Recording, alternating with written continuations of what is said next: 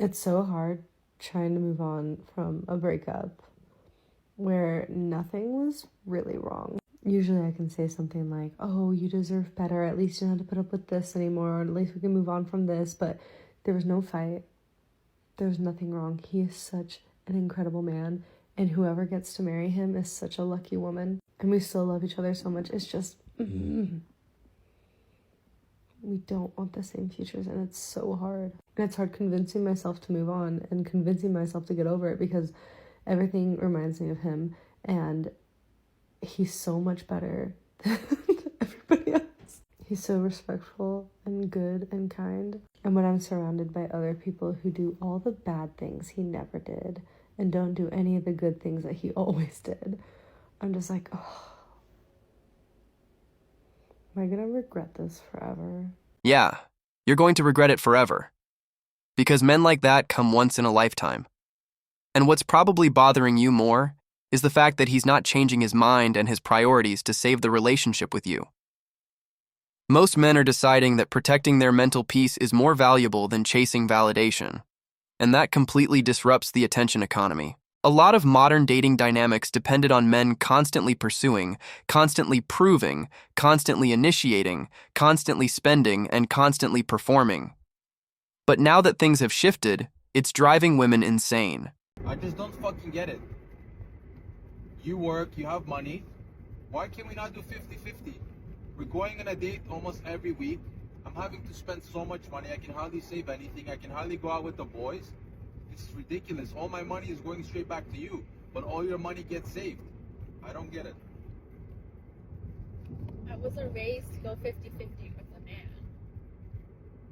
You know, we're in a different society now, right? It's a whole different generation. It's not about how you were raised. It's about how things are now. Ask around, everybody is doing 50-50, okay? Women work now, just like at home. I'm also doing the chores, right? It's all split now. It's just about respect. But I also cook for you. I never asked you to cook for me. Well, you don't know how to cook. Yeah, so what? I can order food. I don't think we go 50-50. Ridiculous. I didn't leave because he was a bad man. I left because he was an ungoverned man. On paper, he did everything right. He was intentional, loyal, paid the bills, invested in my growth, talked future, money, kids, all of it. So I trusted it. I quit my job, gave up my apartment, sold my car, and moved into his life. And then I saw what provision without self-control actually looks like. In bed, if he got frustrated or couldn't finish, he'd just stop, get mad, walk off to the shower, and leave me there naked. With my history of abuse, that's not a no big deal. That's a violation of safety. In public, his eyes were on every ass that walked by, gym, street, store, telling me I was the only one while I watched him scan everybody next to me. When he was in a bad mood, his tones changed. He walked ahead of me, treated strangers better than me while I played therapist and emotional shock absorber. So no, I didn't leave a good man for nothing. I left because a man who cannot govern his eyes, his anger, or his energy is not actually providing safety. He's spending mine.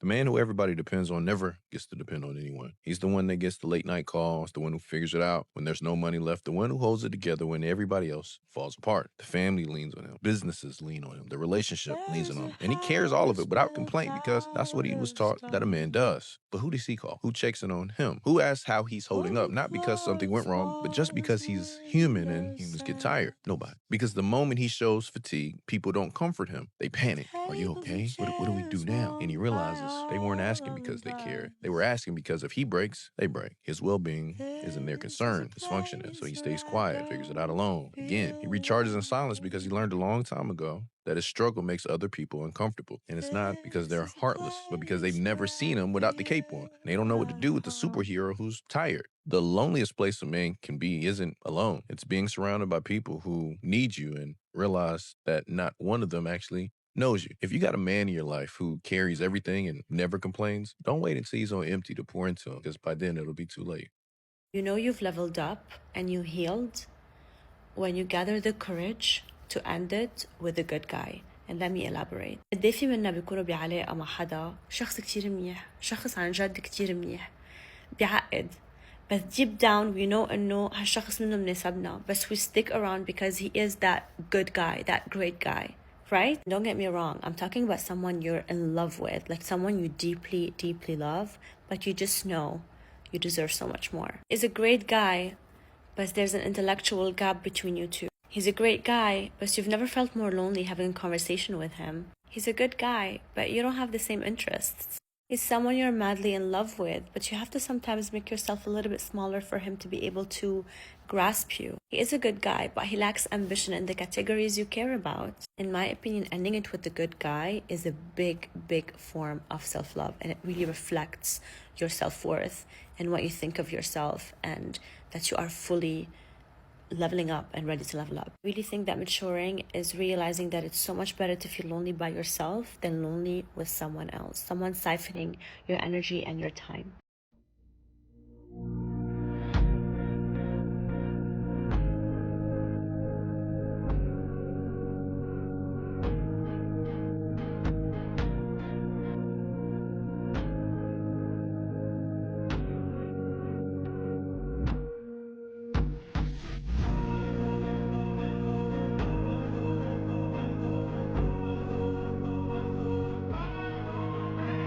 My biggest turnoff is when somebody overpromises and underdelivers. Like, you could have just shut the fuck up. Really simple. Shut the fuck up. Reality check. The world is full of lustful losers that pretend to be nice to you just to gain access to you. You're welcome. My toxic trait, a guy will literally tell me that he can't give me what I want, what I need, what I deserve, and I will not believe him. My husband and I were together for 8 years, 4 years dating, 4 years married, and I decided to move out in February.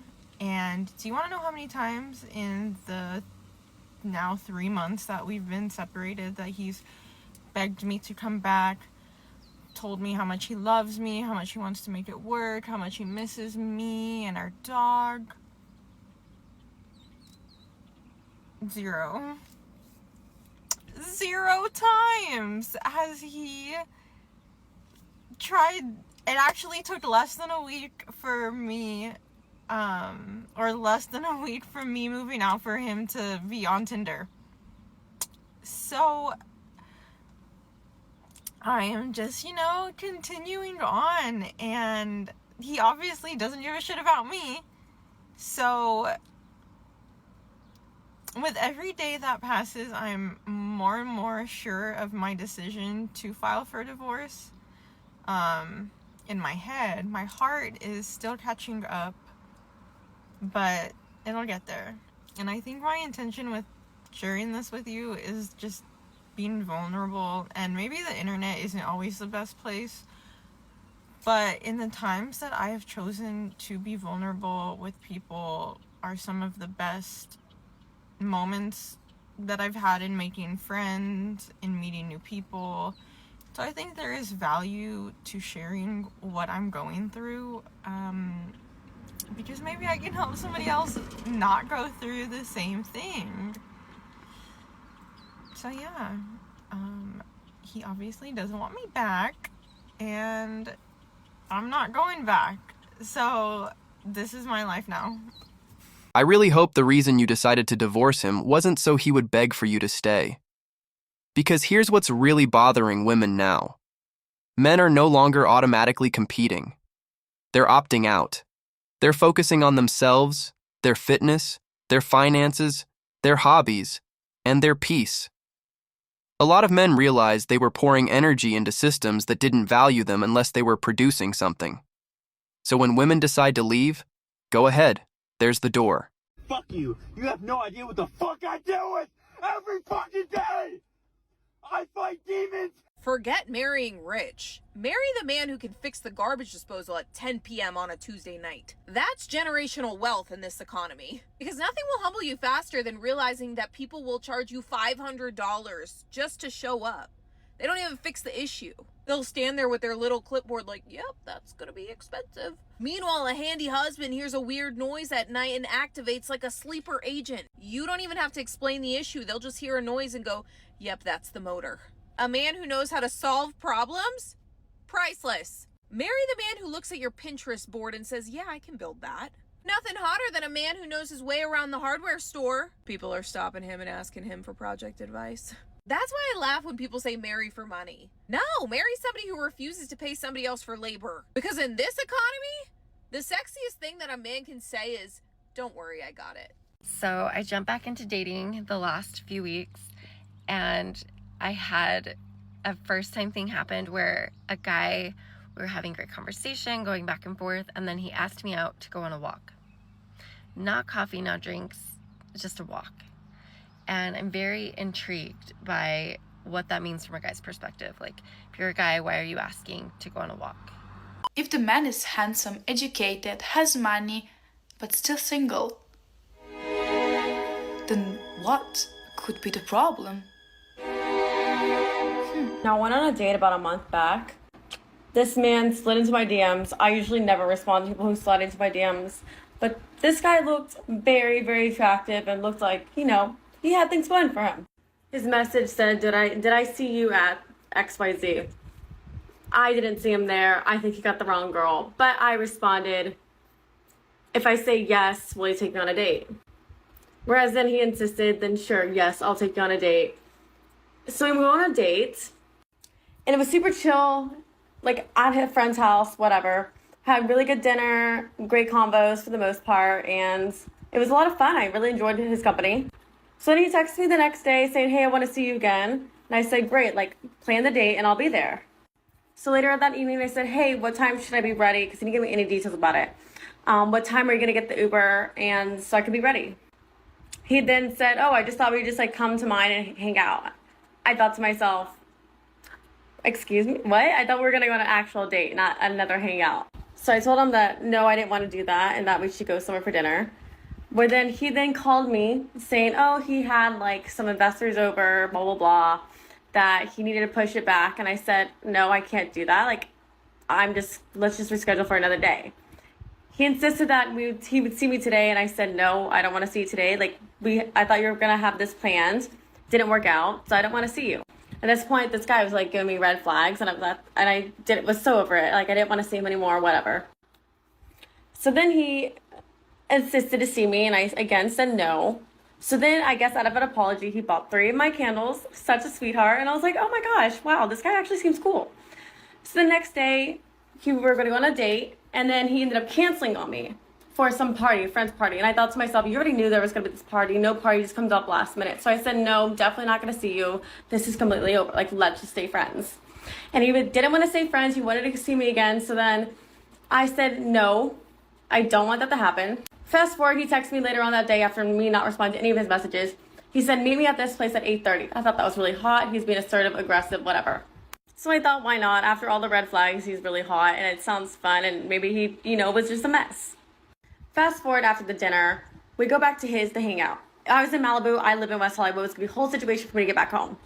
I didn't want to like hook up with him or anything like that. I just wanted to get to know him because that's what I like to do.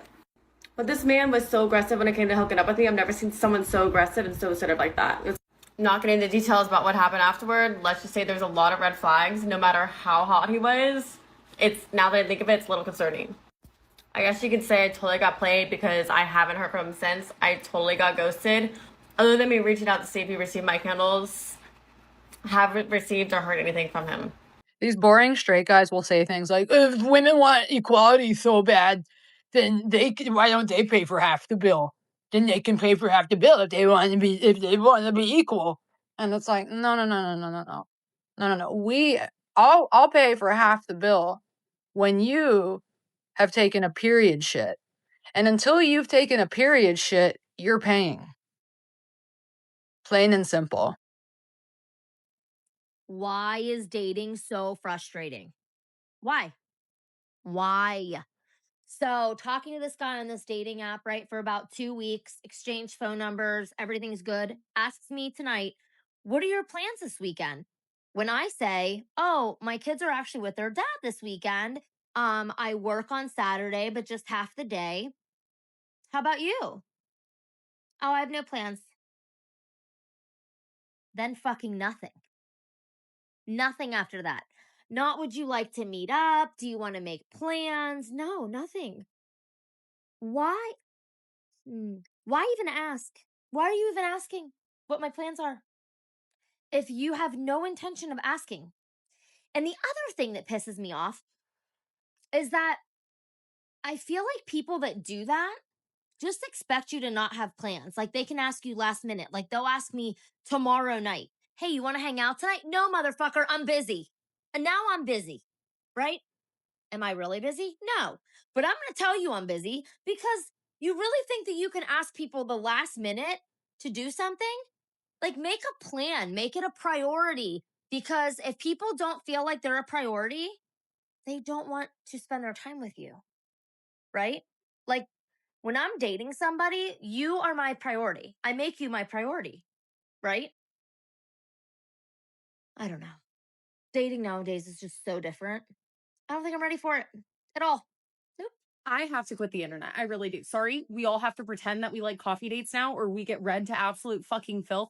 You want me to go to coffee with you? We're not in a fucking Bible study. Like the last person I got coffee with who I was not like working with was a girl who my boyfriend was cheating on me with. That's what coffee is for. Sorry, you're asking me a coffee before you ask me to marry you? It's not happening. Would she expect a nice dinner? Yeah. What if she did? Get your money up, not your funny up. It is not her fault that you were an insecure loser. Also, dates don't have to be expensive to be fun. The best first date I've ever been on was a picnic where we were watching skateboarders in Venice. It was just a blanket and a bottle of wine. We had such a great time. We ended up going out with both of our friend groups later that night. And by the end of the night, we were so faded and so in love. We went skinny dipping in the ocean at 2 a.m. I'm sorry you're boring. Don't blame the economy.